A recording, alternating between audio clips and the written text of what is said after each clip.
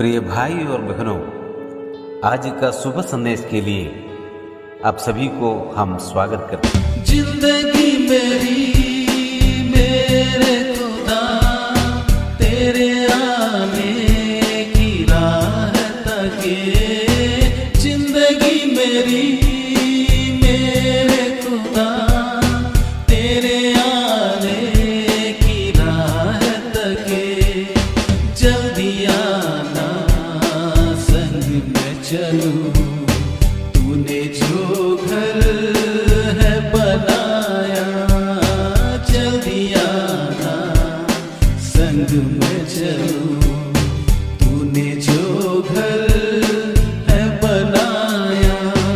आज का संदेश ब्रदर जेम्स नायर सूरत से बांटा जाएंगे। प्रार्थना के साथ सुनिए। परमेश्वर के अति पवित्र नाम की महिमा हो। शुभ संदेश के सभी श्रोतागण को हमारे प्रभु यीशु मसीह के नाम में नमस्कार। आज के मनन के लिए आइए हम यूहन्ना रचित समाचार उसके 2 अध्याय और 5वें कलम को पढ़ेंगे। यूहन्ना 2:5। उसकी माता ने सेवकों से कहा, जो कुछ वो तुमसे कहे वही करना। जो कुछ वह यानी कि मसीह तुमसे कहे वही करना। इस कलम का पृष्ठभूमि इस प्रकार है, और शायद हम सब इस घटना को अच्छी तरह जानते हैं। मसीह के अपने धरती के जीवन में उनका पहला चमत्कार के तौर पर हम इसको देखते हैं, और वो ये है कि काना के विवाह में उन्होंने पानी को दाखरस बना दिया। यहूदियों के रीति रिवाज के अनुसार उनके विवाहों में ये दाखरस यानी कि दाख मधु उन लोग एक रिवाज के अनुसार पीते थे, और उसमें यीशु को भी न्योता दिया गया था, आमंत्रण दिया गया था। इस बात को हम जानते हैं, लेकिन एक समस्या वहाँ पर इस प्रकार से पैदा हुई। हम देखते हैं कि वो दाखरस उनका नहीं रहा, वो कम पड़ गया। तो इस बात को लेकर यीशु के माता के पास जब समाचार पहुँच जाता है, उसकी माता ने ये जानकर कि यीशु उनका एक विशेष एक पुत्र है, परमेश्वर का पुत्र है, और किस अंदाज में उनको मसीह पर विश्वास था, इस बात को हम अच्छी तरह जानते हैं, क्योंकि वो मसीह को कहते हैं कि इनके पास दाखरस की कमी है। लेकिन मुझे आज सुबह क्या उनके उस जो आज्ञा थी दासों को, मसीह के माता मरियम की एक आज्ञा, एक कल्पना उन दासों को जो दिया था, वो मेरे मन में बहुत ज़्यादा स्पर्श कर गया। और वो ये है कि जो कुछ वो तुमसे कहे वही करना। और हम जानते हैं इसके बाद यीशु ने उन सेवकों से जो वहाँ पर उस विवाह में थे, उनसे कहा कि उन मटकों में पानी भरने के लिए, वहाँ पर कुछ मटके रखे थे यहूदियों के रीति के अनुसार, शुद्धिकरण के लिए, अपने आप को शुद्ध करने के लिए कुछ मटके बाहर रखे थे। उनमें पानी भरने के लिए एक आज्ञा दिया गया था, और वो पानी भरे। उस पानी से उन्होंने उस विवाह के प्रधान के पास लेकर गए, और वो बहुत ही एक उत्तम दाख रस बनकर उनके पास वो पहुंचा, और वो चख कर उस दाख रस की बहुत तारीफ़ करते हुए हम देख सकते हैं। लेकिन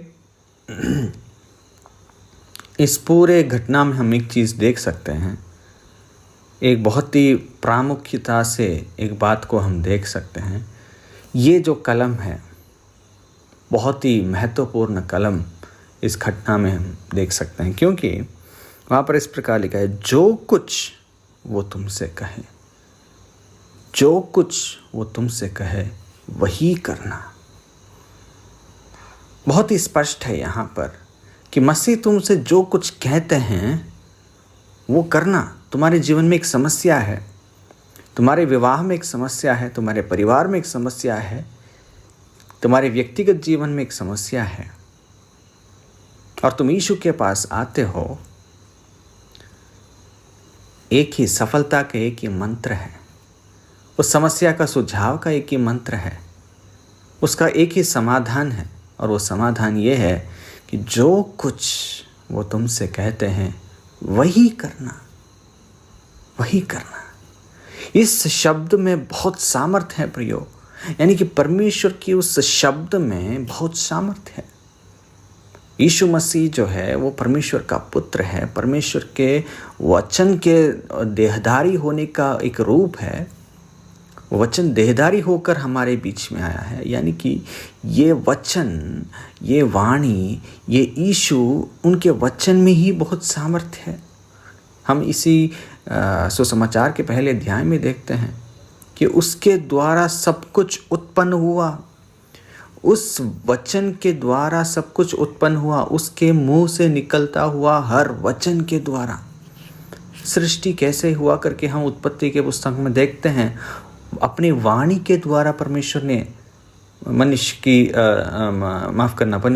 परमेश्वर ने प्रपंच की सृष्टि की और मनुष्य को अपने हाथ से बनाया, और उस वचन में, उस वाणी में बहुत सामर्थ्य है।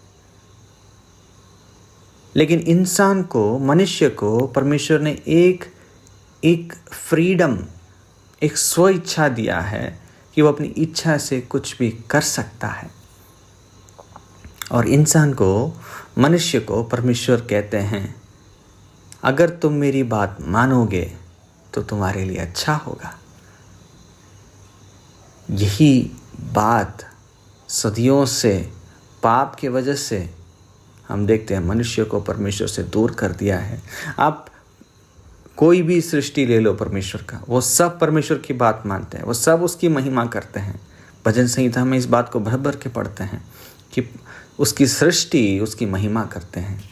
लेकिन मनुष्य जो उसकी सृष्टि है वो उसकी महिमा इसलिए नहीं करते हैं क्योंकि वह परमेश्वर की बात को नहीं सुनता। और यहाँ पर हम देख सकते हैं मनुष्य के लिए एक ही सफलता का मंत्र है, वो ये है, जो कुछ वो तुमसे कहता है वही करना। और आगे हम देखते हैं यीशु ने 11वें कलम में यीशु ने गलील के काना में अपना यह पहला चिन्ह दिखाकर अपनी महिमा प्रकट की। इन गरीब या इन लाचार सेवकों के द्वारा परमेश्वर ने, यीशु ने अपनी महिमा प्रकट की। वो विवाह में परमेश्वर ने अपनी महिमा प्रकट की, मतलब यीशु ने उन दासों के आज्ञाकारिता के द्वारा, उनके उस वाणी को, उस वचन को मानने के द्वारा अपनी महिमा प्रकट की। प्रियो, हमें ये बात अच्छी तरह अपने आप को महसूस करना है, दिलाना है कि हम यहाँ पर परमेश्वर की महिमा के लिए परमेश्वर ने हमें रखा है। एक ही उद्देश्य है परमेश्वर का इस धरती में मनुष्य के द्वारा, उसकी महिमा। और वो महिमा भिन्न भिन्न तरीके से मनुष्यों के जीवन में उनकी समस्याओं के द्वारा परमेश्वर जो समाधान निकालते हैं, उसकी जो महिमा हमारे जीवन में करते हैं, वो एक ही उद्देश्य है हमारे जीवन से। लेकिन उस महिमा को अगर प्रकट करना है, हमारा एक ही कर्तव्य है, वो क्या है? हम वही करें जो वो कहता है। और ये हमें समझ में कैसे आता है? उसका वचन पढ़ने से, उसका वचन से, उसके वचन के पढ़े जाने पर। और उसी प्रकार हमारे जीवन को जब हम नियंत्रण में लाते हैं, हमारी आंतरिक मनुष्य का, यानी कि हमारे उस पुराने मनुष्य का, उस आवाज़ को हम नहीं सुनते हैं, क्योंकि शैतान यही कोशिश करते हैं कि हम उस परमेश्वर के वचन को न सुने, उसको हम न माने और हम अपनी इच्छा से चलें। और जो कोई यीशु मसीह पर विश्वास नहीं करता है वो अपने हिसाब से चलते हैं। और यहाँ पर हम देखते हैं उन्होंने विश्वास करके वही किया जो यीशु ने कहा। यीशु ने कहा कि उन मटकों में पानी भर दो। हम ऐसे पढ़ते हैं कि उन्होंने मुँह भर दिया, कलम 7 में। जैसे उसने बोला वही किया, यानी कि इसमें विश्वास भी है। यीशु ने जो कहा उसमें विश्वास है, उसमें बिल्कुल भी संदेह नहीं है कि ये ऐसा कैसे होगा, कि हमें दाखरस चाहिए और ये पानी भरने से कैसे होगा। नहीं, हमारे उस हमारी जो सोच, हमारी जो बुद्धि, हमारी जो शक्ति में जो भी हम सोचते हैं, ये हमें यहाँ पर लागू नहीं करना है। ये सब बंद करके, हमारी उस विचारधारा को बंद करके केवल उसी बात को सुने जो वो कहता है, क्योंकि वो सब कुछ जानने वाला परमेश्वर है। वो हमारे हर समस्या को देखने वाला परमेश्वर है। आइए हम उस महान परमेश्वर की बात को सुने, उसकी ओर हमारे कान को लगाएं और परमेश्वर से कहे कि हे परमेश्वर, तेरा दास तेरी वाणी को सुनना चाहता है, तो हमसे बातें कर। तो हमारे हर समस्या का समाधान, और उतना ही नहीं, उसके द्वारा परमेश्वर की महिमा प्रकट होती रहेगी। परमेश्वर के नाम की महिमा हो।